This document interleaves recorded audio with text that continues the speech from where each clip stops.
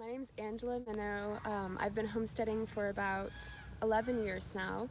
I've been gardening for over a decade, and my farm is called Fairy Ring Farm here in Alachua. Here's the first thing I can show is the honeywort, or it's a borage relative. I think they also call it honeyflower. It's very attractive to bees. It's a beautiful addition to a vegetable garden. It also makes really nice cut flowers and bouquets, and it's very easy to save seed from. Basically, as the flowers form, let me find a good stem here. Where's a good stem with some seeds? Oh, here, over here. Is that too far? There's a bee. Oh yeah. Right here you can see as the flowers were formed and stuff, you find these little calyxes with the seeds, and I'm just pinching them off and bring them inside to dry. That's that, and I have only grown this one season, so I've never tried my own saved seed from it, but it seems fairly straightforward, a little bit like borage. Can we see the seeds in your hand? Here's the seeds. They're very similar to borage seeds. In fact, I have to try not to get them mixed up. Oh yeah, they do look a lot like borage seeds. Cool. I failed at borage seed saving for years. I thought it was something else on the plant until I actually saw what they look like. I might be able to show borage seeds over here too if you want, just because they're so similar. Here's my dying borage plants over here, but I'm keeping them, of course, because I want to save seed. I love this as a bee attractive. Here's the little seeds. So I'll just nip these off. And you want to get them before they fall. That's the hardest part, I feel like, with borage, is getting them before they're falling. Yep. Yeah, and I'll just set them out on a plate and let them dry, and then I put them in a little paper envelope for myself for next season. Borage is a great plant, not just for ornament. It's attractive to bees. I use the leaves for tea, and the flowers are beautiful. Can candy them and use them on pastries. They're really fun. Here's calendula. And I did 3 different kinds of calendula. This is kind of the one that survived. Calendula is easy too. As the flowers kind of progress, they create these seed heads, and I just kind of leave them until they're dry, and then I'll just grab the whole little handful here and lay this out on a plate and dry.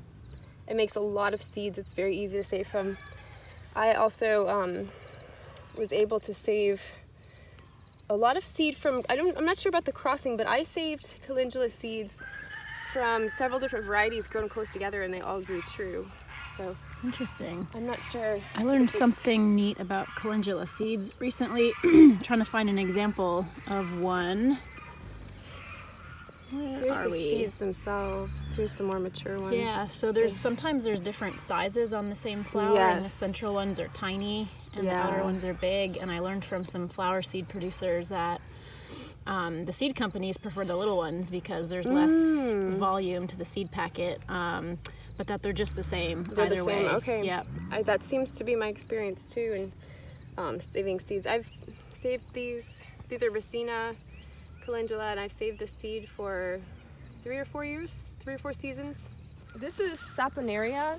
It's really gone to seed at this point, but it's like a carpet of pink flowers. It's incredibly beautiful. Apparently you can make soap out of the root. That's why it's called saponaria. It has saponins in it. And this one is so easy to save seed from. It's prolific, it's gorgeous.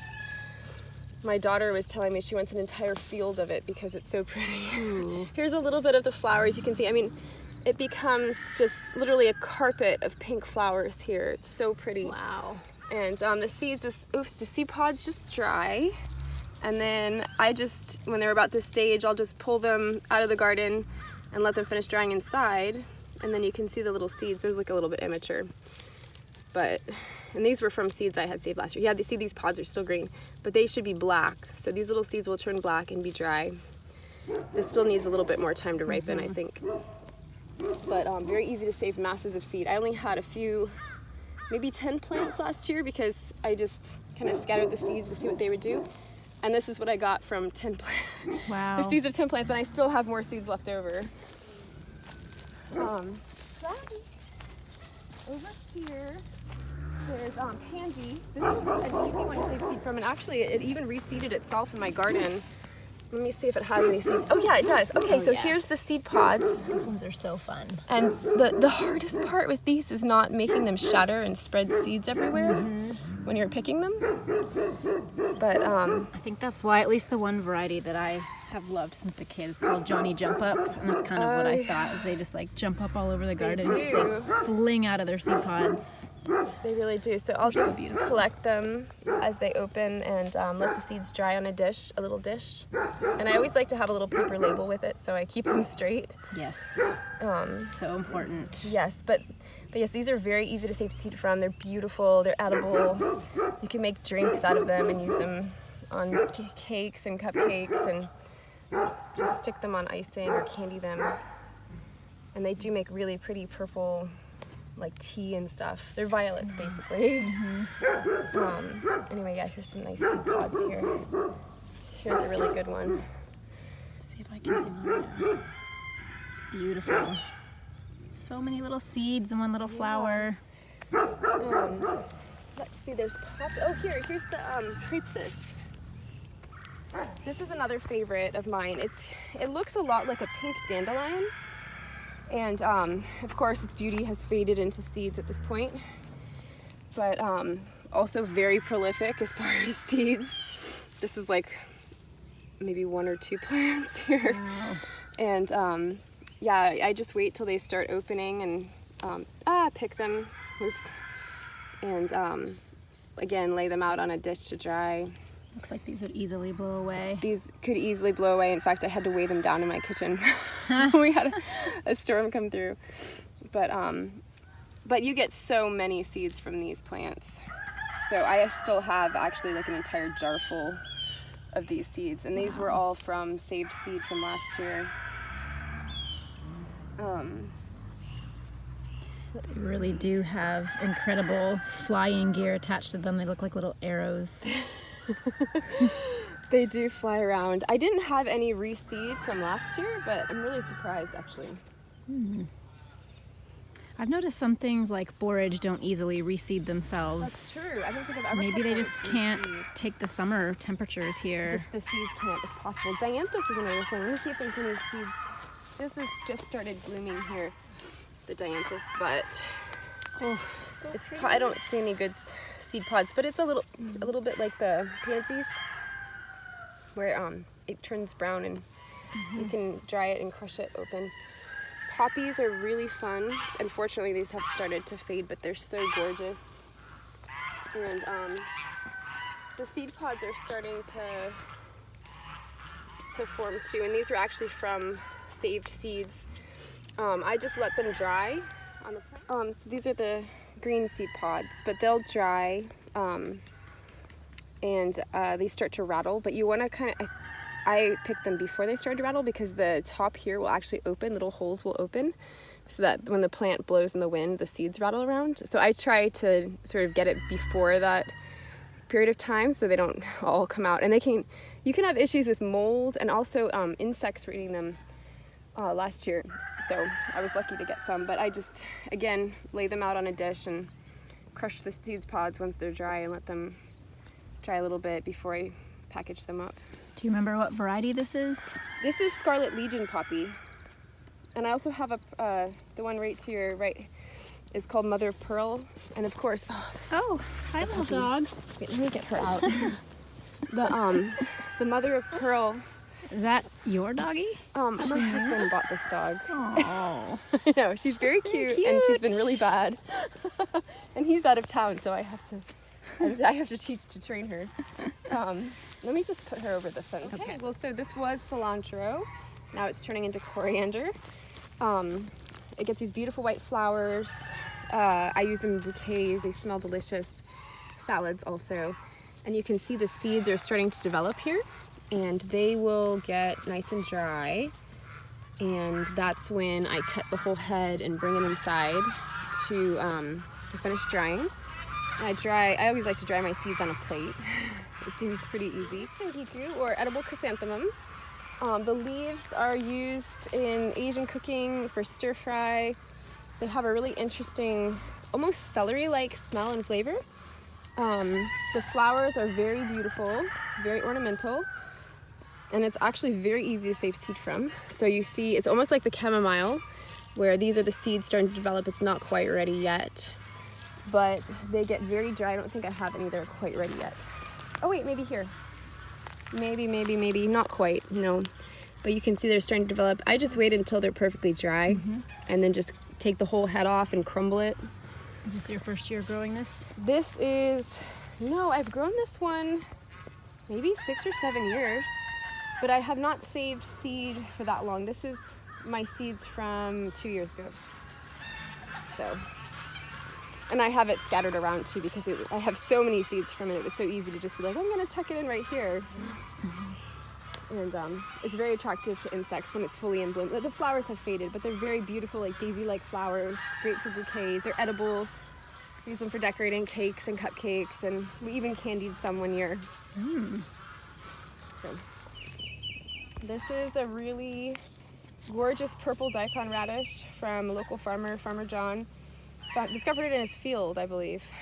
And this was a grow out to try to select the most purple roots. There's a high percentage of white ones in the original seeds. So grew out about 2,000 plants and looked at all the different roots before I tugged them out to make sure we saved just the purple ones. They turned into this diverse field of beautiful radish flowers really easily as soon as it got really warm. Radishes are very easy to save seed from. They start bolting after when the days start to get longer after the solstice, and we get a hot spell. They right away start bolting. It has really diverse coloring on the pods as well, which is really interesting. Like there's purple speckled ones, there's purple pods, there's green pods. It's a really cool radish. The roots themselves are beautiful too. So I'm just gonna let the seeds develop until the pods are dry, and then you really just kind of harvest the tops and put them in a bucket and crunch them up, and then they have to be winnowed. And you can do that in front of a fan and let the chaff blow away. But this should make a lot of seeds to share with everybody. It should. Do you ever eat the immature pods? Yes, I've pickled them.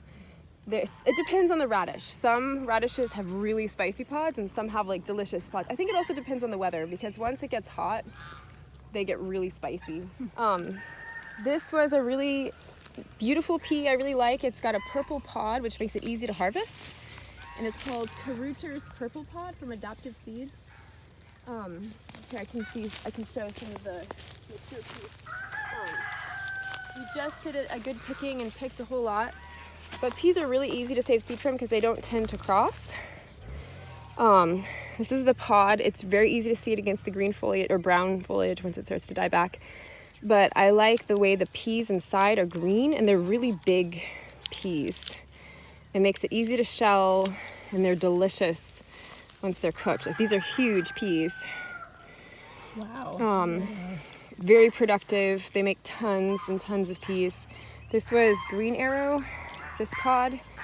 And peas are so easy to save seed from. I just let them get mature and dry, and then peel them open and let them dry on a tray, fully dry on a tray.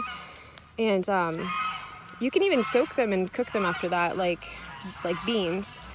But do you harvest them for seed this early, or do you let them go a little bit longer? This one, I like them for seeds. I like them to be dry, the pods to be dry. But this is edible. This is the edible stage. Yep.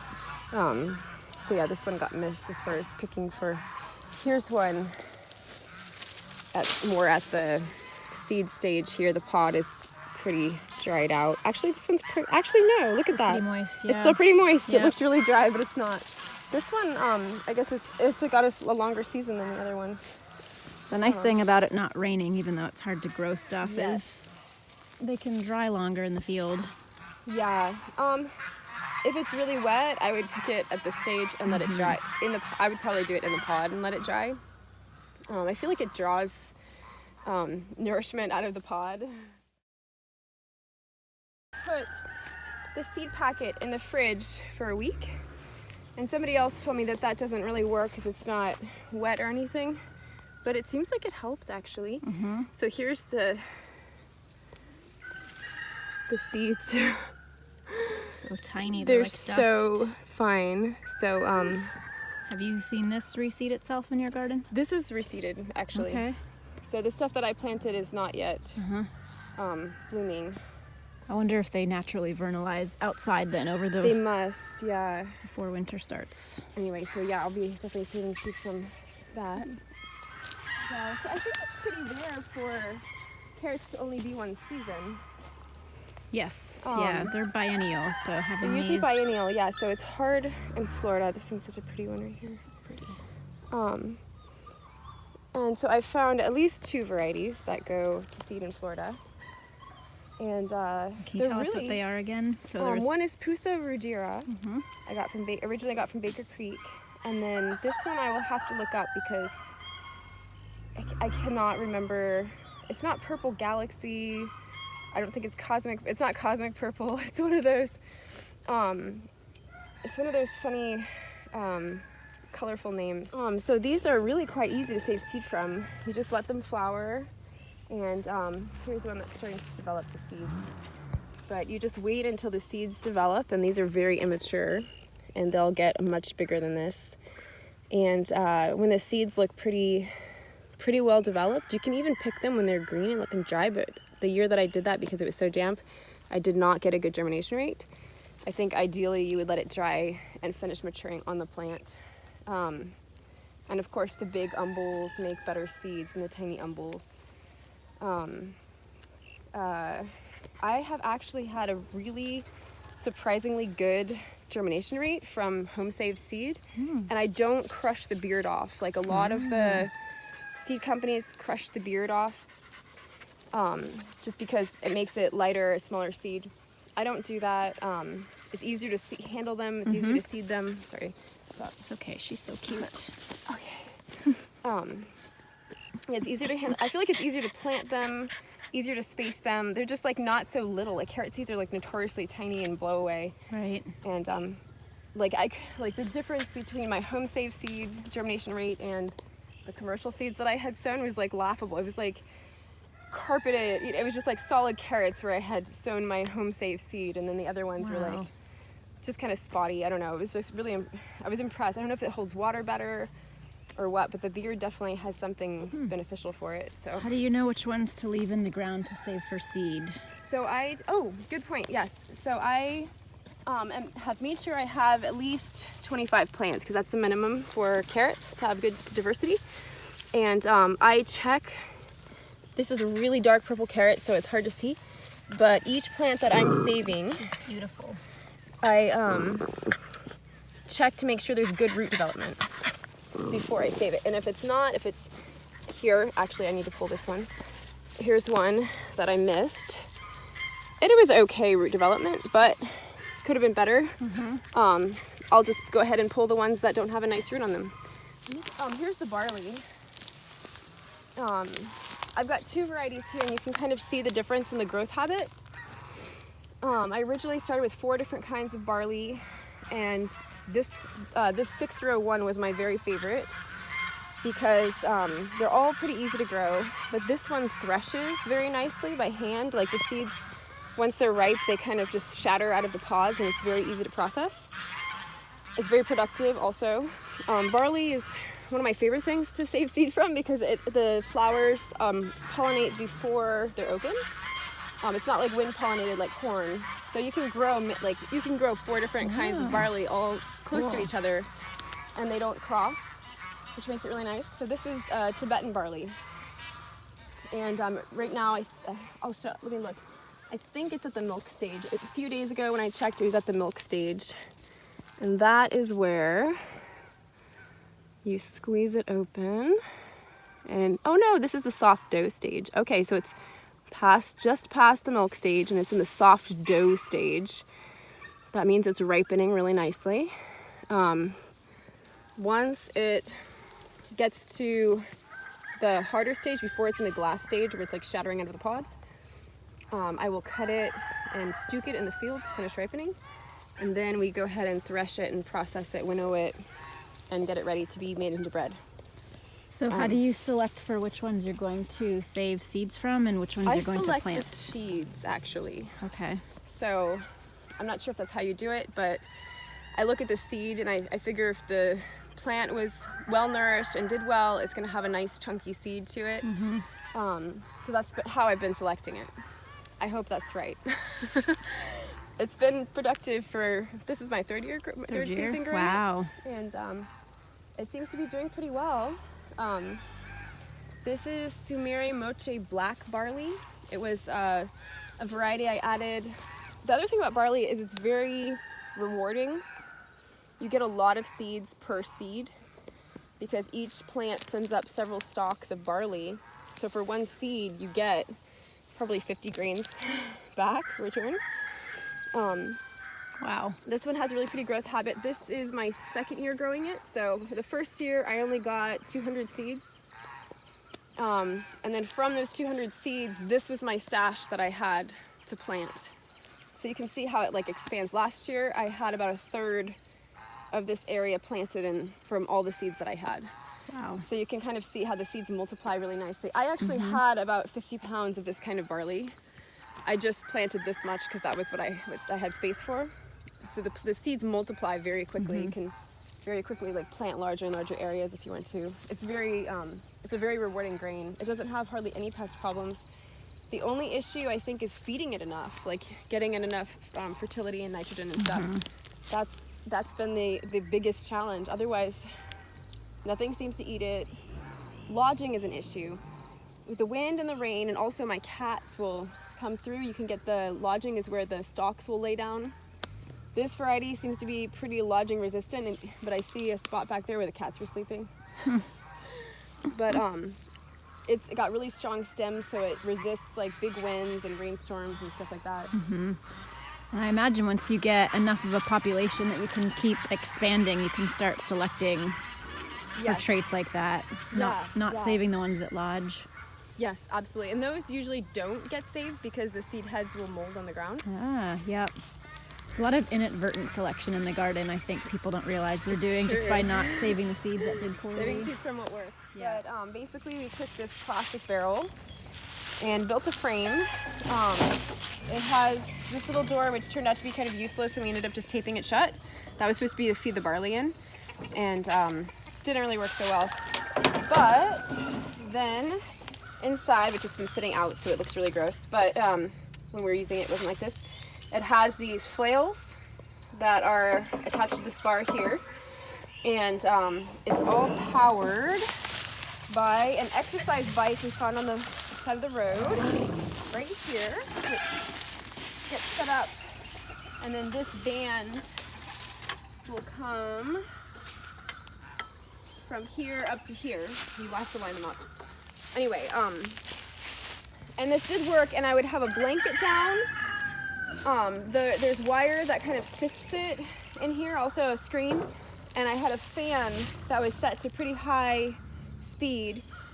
And so as I was pedaling on the bike, the fan was blowing the chaff off the seeds that were falling down through the bottom. Where did you set the fan up? Where was it aiming? Was on this side over here. Okay. But you can set it on that side too. Okay. So yeah, it was basically just like on this side, and I would kind of like adjust the distance to how it was blowing the chaff, and then I would end up with this really nice pile of grain right here underneath, and I can go grab a jar of barley and show it off. Sure.